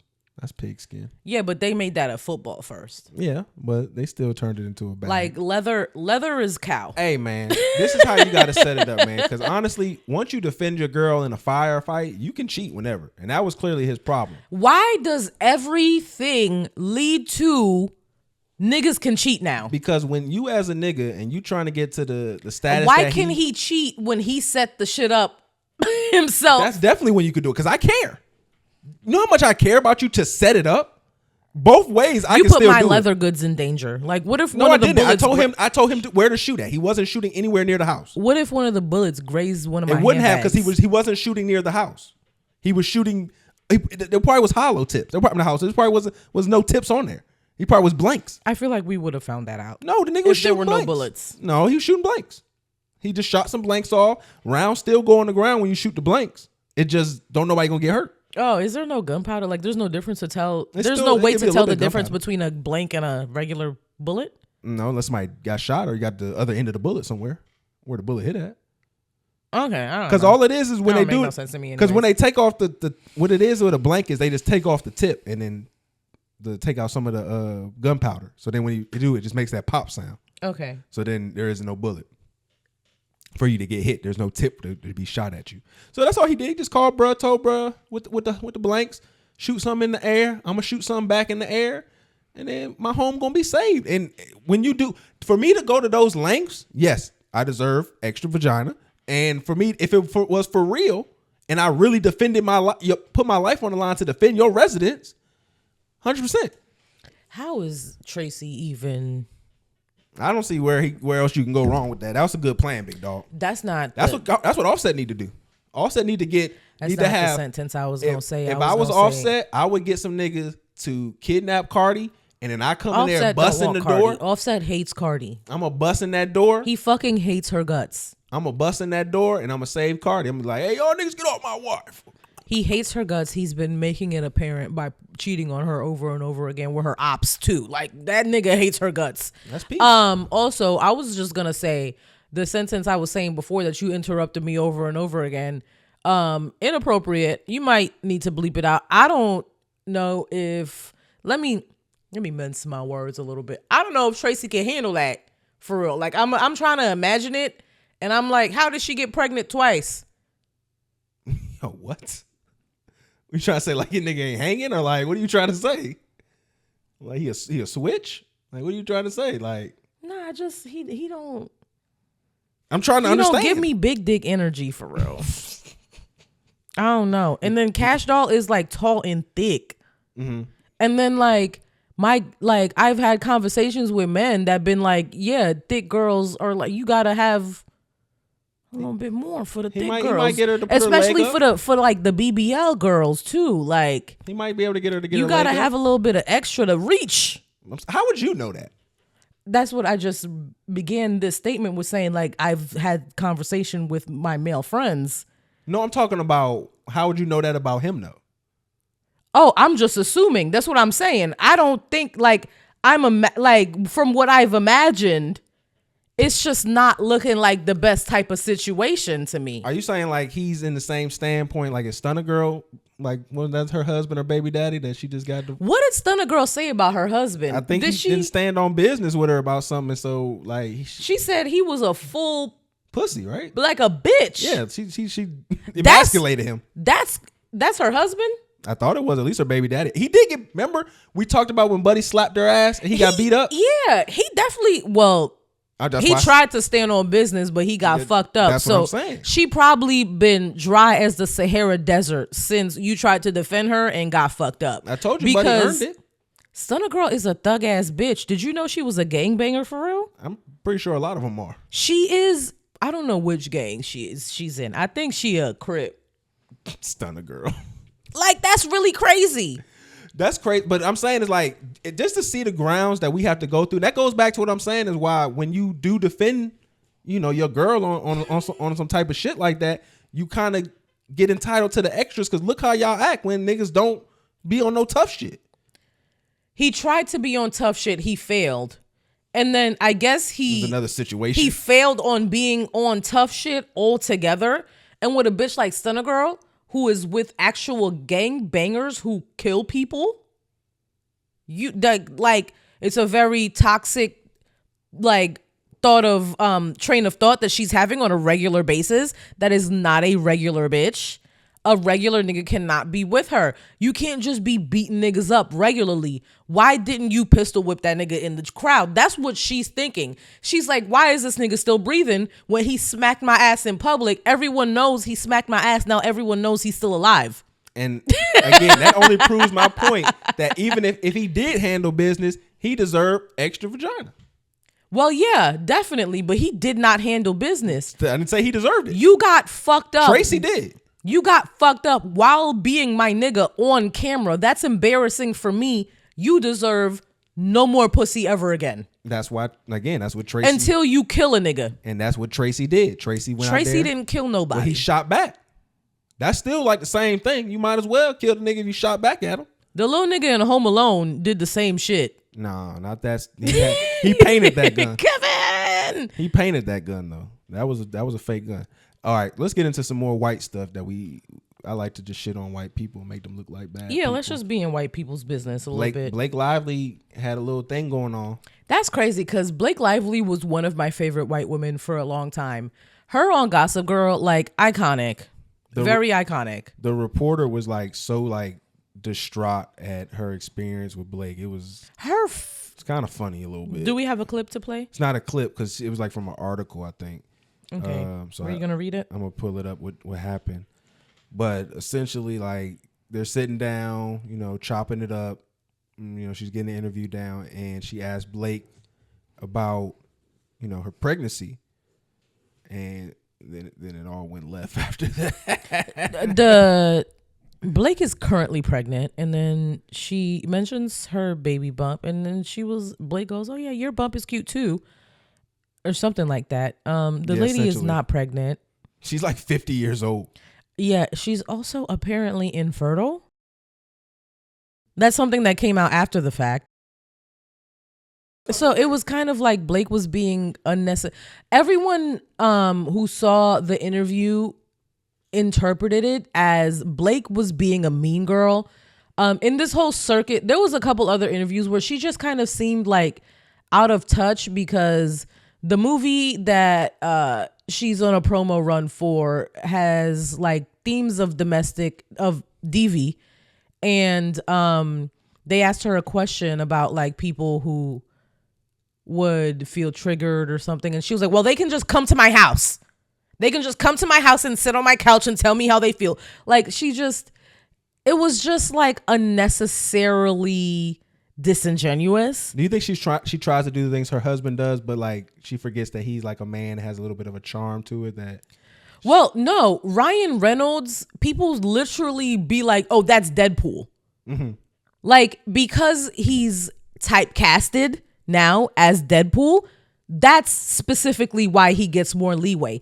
It's not. I disagree. In that, I think in that specific the reason why I say that is because he was doing interviews like that before Deadpool, where he would just be doing one little liners, making little sexual innuendos and stuff like that. That's why people always felt like he was perfect for Deadpool, because that's how he always gave it up in his interviews. Okay. It's awkward because she was genuinely being passive aggressive and weird the whole time, and it was uncomfortable to watch. See, that's the thing with me. Remember when I told you before, I never knew how to read white women? Yeah. So certain cues and stuff. That's the whole time I never got that. I didn't get that she was being shady or anything to her or anything. it all went. It's hard for me to read white women. It's just not the same kind of cues that they give off, like either tone wise or facial expressions. Like it didn't feel like it was doing anything shady. It looked like she was just saying it, maybe thinking she was being stupid. But maybe that's just my like racial programming, where it's like I don't think white women as being like these purposely mean individuals unless directed to by their white male counterparts. No, they don't need to be directed to. I'm just telling you maybe that's what my brain is doing. Yeah, change your brain because it's wrong. That's not how it works. They don't need to be. But I'm saying that's not how to. your brain works. Sorry. Mine? Anybody's. Yeah, You no. don't just change the way that, stimuli has affected it over years, unfortunately. Hate to break it to you. Throw this whole shit at you. Look how you just get up. See, Because was he not being shady as fuck? This is why just it's now? easier to tell. Was he not being how the shady black as women fuck just act now? over the white woman? Because a white woman wouldn't act like that. Was he not being shady as fuck? He was like, "Oh, I'm sorry because you've never grown from anything you've learned over the years." Nigga, shut the. I didn't say anything like that. Shut the entire fuck up. I didn't say anything like that. First off, that's insane. I didn't say anything like that. That's crazy. I didn't say anything like that. That's really crazy that he just fixed his fucking mouth to say that shit to me. Oh, the stimuli that has affected me and it hasn't. See? What's the next topic? Last one. We gotta get into Beau Demayo. What was going on with him in X-Men '97? So you remember I told you? I'd have cursed you out for that regardless of if I was drinking champagne or not. I'm from New York. See, but you took something that I wasn't even. The playback is going to look crazy for you on that. But Beau Demayo was the showrunner for X-Men '97, and remember I told you he got fired like right before the first episode even came out. Yeah, and you said he was like tweeting. Yeah, he was tweeting through the entire show, but that was like some stuff that he had to get contractually approved. What was he tweeting about? This is about the show itself, like inspirations and like where things came from. And he was like, in this, and he was guys, like, yeah, basically he was doing like setting things up, like, oh, this is gonna be important later. Pay attention to this. Like he was doing, showrunner stuff, but really like, he was probably more aggressive than you see most showrunners are. Usually they have little spots that they do this. He was every week. He was doing this thing, but normally they have that behind the scenes type of stuff that comes out. Yeah, like you watch Game of Thrones. Yeah, and stuff. with House of the Dragon. So since he couldn't do that, he did that with Twitter. On Twitter. So it came out like there was so many theories on like why would, after he just did this great show that's been so revered by everybody, and also even got a second season set up for it, why would they let him go? So like first thing came out was like he had an OnlyFans. That was like one of the big theories, but it wasn't sexual OnlyFans. Okay. I was like, this nigga was showing booty hole. But it wasn't like nothing like sexual about it. They just said it was just like something he had on OnlyFans. Well, that's not a. Then like a whole bunch of other little stories here and there came out. My theory was, and I guess this could be the progressive I am in my heart or whatever. I thought this was an example of a super confident black man who's gay, who's just not afraid. He's gay, and who's not afraid to express that that's who he is. So I thought maybe that kind of rubbed people a long way.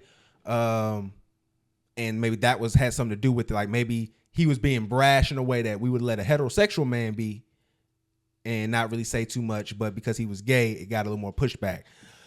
Okay, but that's not what happened. So okay. So I was like, maybe we only have your theories to go off of. But yeah, tell me what actually happened. The leading allegation so far right now that's been reported, and this has come from Disney, that he did some egregious actions.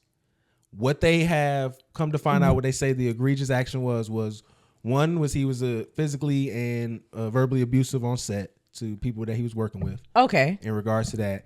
Physically and verbally? Mm-hmm, yeah. Damn, he was smacking niggas on set? Probably throwing stuff around, things like that. He may not have actually had hit nobody, but if I throw something in your direction or, Apparently that's physical abuse. It is.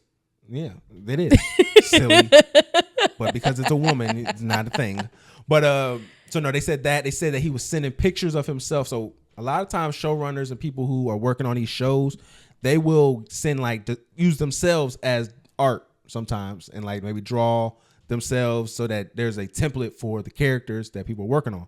Mm-hmm. They were saying he was doing like sexual poses and dressing up like the characters and giving pictures out to the people for them to be, that would be their X-Men characters. Yeah, like he was like wearing, basically one of the things he posted actually recently was like, he was like in Wolverine and the claws was opening up the booty hole. No, it was he was Cyclops and he had the tights on and the little vest thing, but he didn't have no clothes on. So he was naked, ripped up, and he had a picture of him looking like Cyclops. Okay, but he could do that. No, that's one of the reasons why they got upset. Was Disney didn't like that.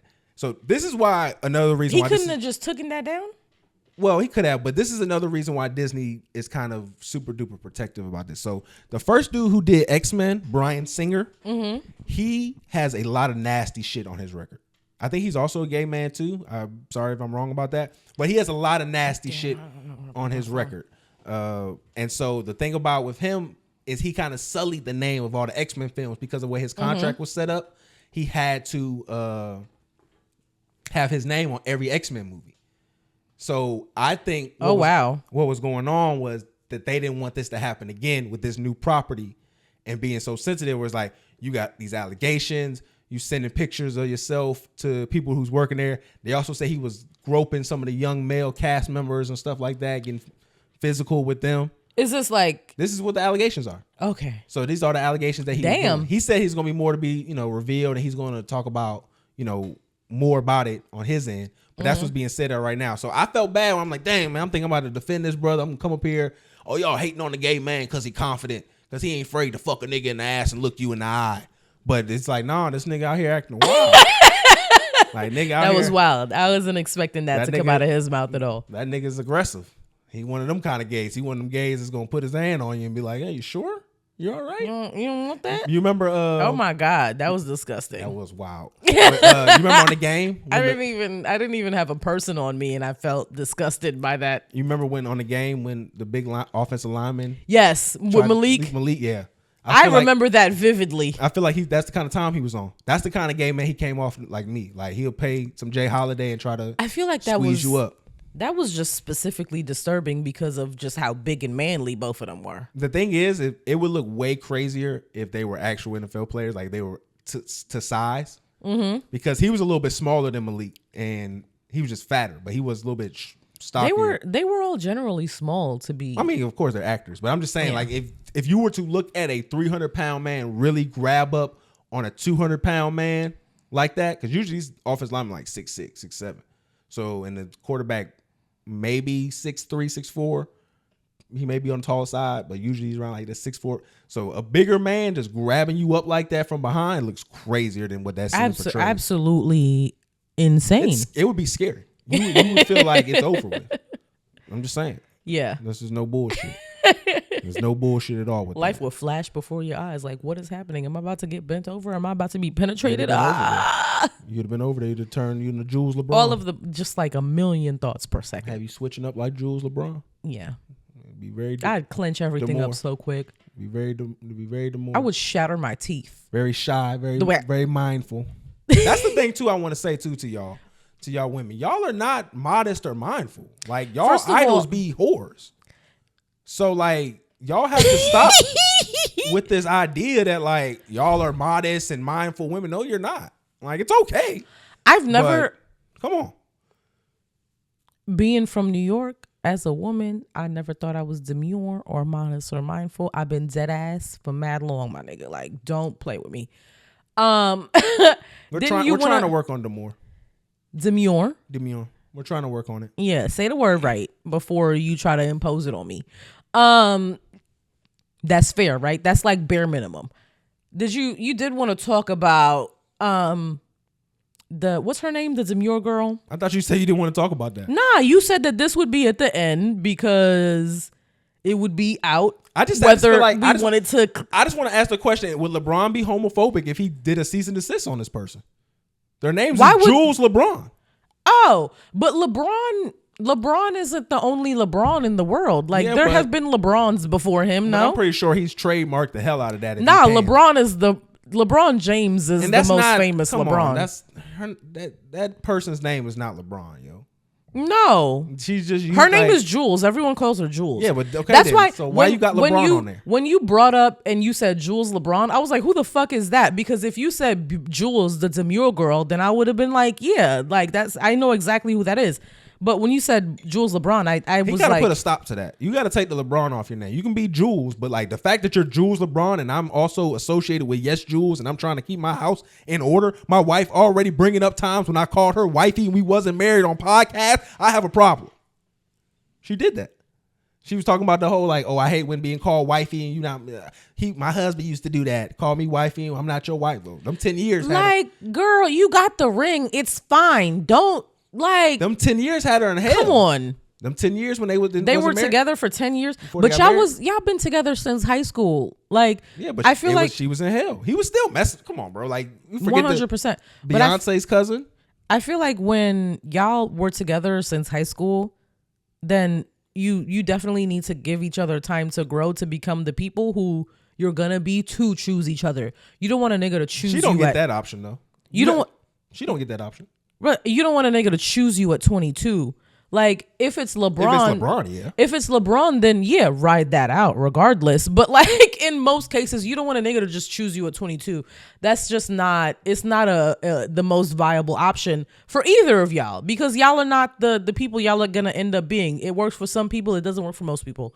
Well, I think she took advantage of the fact that LeBron wanted that to his name. I think especially when she got pregnant with his kid, he valued that opportunity to be the dad he didn't have. We don't need to talk about LeBron and Savannah again. I want to stay on Jules. Oh, okay. Because there's a specific conversation that you wanted to have. You want to talk? I'm talking about the Fleet girl. So the fact that the Jules LeBron girl said that due to the viral video, she was going to be able to get her transition completed. She said that she was able to do a couple hostings because of the viral video, and now she's able to afford her transition, and she can go and move forward with her transition now. Yeah. So what I was just saying was, this is messed up when you put in the retrospect the On Fleet girl who started her shit and she never got it really on the ground. She never really got to monetize off of it in a real way because of the way that the internet was set up. And with the way Vine was set up. Yeah, and it just seems like the trans women are, showing y'all how to be girls. Like it seems like they more in control of it than y'all are. Are the trans women not girls? I think they're trans girls. That's where I think it's a little bit different because I do consider trans women girls. So I feel like you said that trans women are doing a better job at being feminine than cis women. I'm saying they're leading the femininity. They're leading the femininity over cisgendered women, which is crazy. But I feel like trans women are women. Are these bitches not supposed to be feminine? I'm not saying that they don't have to be. I'm saying they're outdoing the women who are assigned this at birth. Do you not think? Okay, I just feel like you about to drag me into an ignorant ass conversation. Let me precursor this with trans women or women. If whatever I like what the trans person said with whatever female identity, what type of caricature of female identity that you want to take on, not even caricature, whatever femininity that you want to emulate, fucking do that, bitch. But are trans women not supposed to be? I'm just saying that's just an interesting. And then as a trans woman, wouldn't you overcompensate? That's like a trans man lifting the most weights. That shit's odd. If I'm a trans man and What? If I'm a trans man, I'm in the gym, I don't even got a dick, and then all these niggas got dicks, and then everyone's pumping iron, and then I'm like, you know what? Let me act like I got the biggest dick in here and pump the most iron. That's what I feel like. But I'm saying for them to be able to do that, obviously it wouldn't physically happen just because of biological limitations. Real quick, off topic. Trans men be fine as hell. What's going on? You just the gotta, trans man. It's not even. I don't really think I'm not attracted. Are you attracted to me? Like, because I'm not squirrely. I'm attracted not a twink. no, because the trans men don't be squirrely or twinks at all. But like, as far as passability goes, I think it's easier for trans men than it is for trans women because there are a lot of moving parts. When it comes to being a woman, and then for a trans man, you're transitioning into something that is simpler to be. It's easier to be that. It's also too that men are the default in society.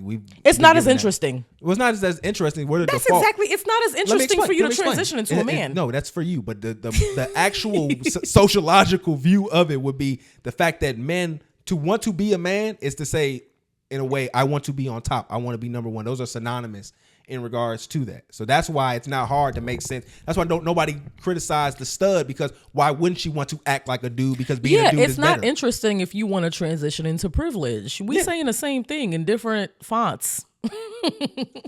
Well, yours. It's not exciting. Like, it's not, we don't want to follow that. It's nothing exciting. Like, it's not interesting. Like, of course you want to do that. You want to, Like you said, go it's to the more better part. palatable. Yeah, it's more palatable. You want to do what you're going to benefit the most from. Yes, for you to become a man than it is for you to become a woman. Because having a pussy sucks. All right. It does, honestly. It bleeds.